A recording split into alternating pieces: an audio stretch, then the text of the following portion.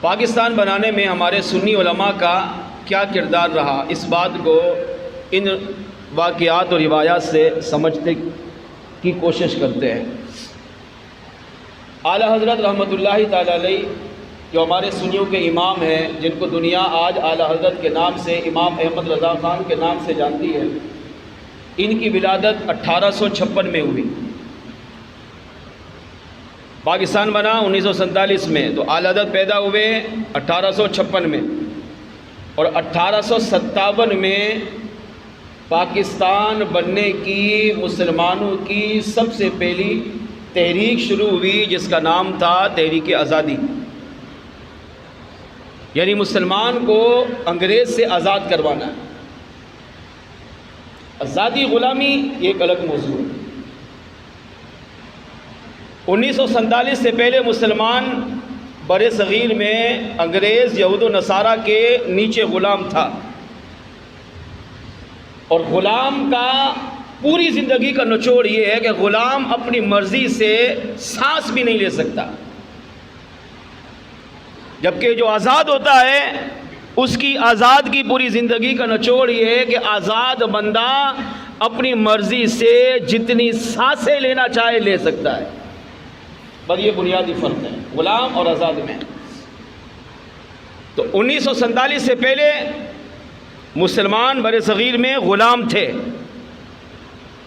ان کی جان، ان کا مال، ان کی اولاد، ان کے بیوی بچے، ان کا خاندان، ان کا کنبہ، ان کا قبیلہ، ان کی زمینیں، ان کی جائیدادیں، ان کے مال مویشی، اس کے مالک مسلمان خود نہیں، بلکہ اس کے مالک یہود و نصارہ اور انگریز حکومت تھی۔ گویا کہ مسلمان نے اپنے آپ کو بھی گروی رکھ دیا تھا۔ اب یہاں 1856 میں میرے آقا اعلیٰ حضرت پیدا ہوئے، اور 1857 میں سنی علماء پر مشتمل ایک کمیٹی بنی۔ اب یہاں قائد اعظم محمد علی جناح کا نام نہیں، یہاں علامہ اقبال رحمۃ اللہ تعالی علیہ کا نام نہیں۔ اس سنی علماء کی کمیٹی کی سب سے بڑی قیادت کرنے والی ہستی کا نام علامہ فضل حق خیر آبادی رحمۃ اللہ تعالی علیہ کی ذات مبارکہ ہے۔ یہ وہ شخصیت ہے، یہ ہمارے ہیرو تھے، ہیرو۔ یعنی اس وقت جب مسلمان غلام تھا تو علامہ فضل حق خیر آبادی رحمۃ اللہ تعالی علیہ نے سب سے پہلے آزادی کے جھنڈے کو بلند کر کے آپ نے یہود و نصارہ کے نیچے رہتے ہوئے، انگریز کے ماتحت ہوتے ہوئے بھی، غلامی والی زندگی گزارنے کے باوجود بھی اپنے عالم ہونے کا، اپنے عاشق رسول ہونے کا آپ نے حق ادا کیا، اور وہ یہ کہ آپ نے سب سے پہلے فتویٰ لکھا جس میں آپ نے لکھا کہ مسلمان الگ قوم ہے، ہندو الگ قوم ہے، یہ دونوں ایک نہیں ہیں۔ جس میں آپ نے لکھا کہ اسلامی تعلیمات اور ہے اور یہود و نصارہ کی تعلیمات اور ہے۔ جس میں آپ نے لکھا کہ مسلمانوں کو چاہیے کہ وہ انگریز یہود و نصارہ کے خلاف جہاد کریں، ان سے لڑیں، اگر مر گئے تو شہید ہیں، اور اگر بچ گئے تو اللہ انہیں غازی بھی بنائے گا اور آزادی کی نعمت بھی عطا کرے گا۔ اب پہلا فتویٰ دیا، اور آج میرے آقا اعلیٰ حضرت اگرچہ چھوٹے بچے 1 سال کی عمر ہے، اعلیٰ حضرت نے آگے جا کر کام کیا، مگر اعلیٰ حضرت کے خاندان والے کیسے پاکیزہ لوگ تھے۔ اسی تحریک آزادی میں جن میں علماء تھے، ان علماء میں بنیادی شخصیت علامہ فضل حق خیر آبادی علیہ رحمہ کی تھی، اور ان کے فتوے پر اب دستخط کرنا آسان نہیں تھا۔ ان کے فتوے پر دستخط کرنا ایسا ہے یعنی اپنے موت کے پروانے پہ دستخط کرنا۔ تو سب سے پہلے جس نے تصدیق کی وہ اعلیٰ حضرت رحمۃ اللہ تعالی علیہ کے والد مفتی نقی علی خان علیہ رحمہ تھے، جنہوں نے فرمایا کہ انہوں نے جو فتویٰ دیا وہ حق اور سچ دیا ہے۔ دوسری تصدیق جس نے اس فتوے پر کی وہ اعلیٰ حضرت کے دادا مفتی رضا علی خان رحمۃ اللہ تعالی علیہ کی ذات تھی، مگر آج کتابوں میں ان کے نام نہیں ہیں، جبکہ ہمارے ملک پاکستان بنانے میں یہی علماء بنیادی علماء تھے جنہوں نے پاکستان کی بنیاد رکھی، اور پاکستان بنا 1947 14 اگست کو، اور یہ تحریک کب شروع ہوئی؟ 1857 میں۔ حساب کریں گے تو 90 سال پہلے کوشش کی، یعنی 90 سال کی کوشش کے بعد جا کر اللہ نے ہمیں پاکستان آزادی کی صورت میں عطا فرمایا۔ اب جب انگریز یہود و نصارہ ہندوستان میں یہ فتویٰ پھیلا، بر صغیر میں فتویٰ پھیلا جس میں لکھا تھا مسلمان الگ قوم ہے، ہندو الگ قوم ہے، انگریز الگ ہے، مسلمان الگ ہے، اسلامی تعلیمات اور ہیں، یہود و نصارہ کی تعلیمات اور ہیں، اور مسلمانوں پر جہاد فرض ہے، وہ انگریز یہود و نصارہ سے لڑیں، اس میں یہ لکھا تھا، علماء کی تائید تھی۔ تو انگریز یہود و نصارہ نے کہا کہ اگر یہ فتویٰ ہے تو اب سب سے پہلے علماء کو شہید کرو۔ پاکستان گھر بیٹھے بیٹھے پلیٹ میں نہیں ملا، پاکستان میں قربانیاں ہیں، عوام کی قربانیاں وہ الگ ہیں، مگر میں یہاں علماء کی بات کر رہا ہوں۔ ایک عالم کی شان کو بھی ہم نہیں پہنچ سکتے۔